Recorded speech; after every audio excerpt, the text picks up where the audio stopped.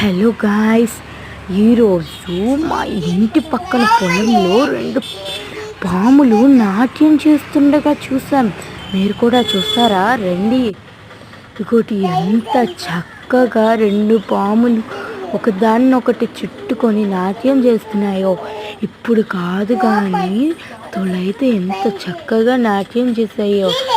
ఆ పరమశివుడిని సోమవారం రోజు సర్ప రూపంలో దర్శనం చేసినట్టుంది కదా.